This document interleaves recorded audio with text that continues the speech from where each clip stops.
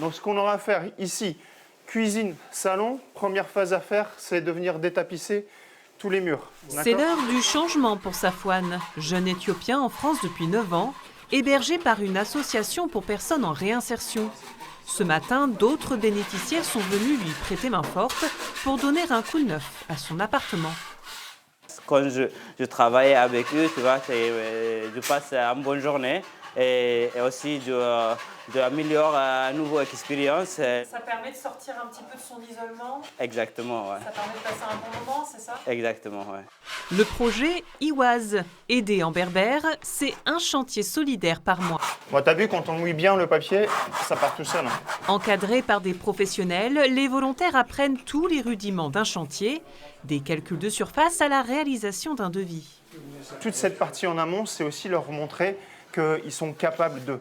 C'est-à-dire qu'une fois qu'ils sont seuls, ils sont aussi en mesure de pouvoir réaliser des travaux, de refaire des calculs. Par exemple, il y a des gens qui sont un peu allergiques à l'école, etc.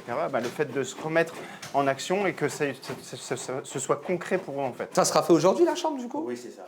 Ça marche. Première couche matinée, deuxième couche l'après-midi. Okay. Un savoir-faire qui sera ensuite valorisé sous la forme d'une attestation, à remettre par exemple à un futur employeur.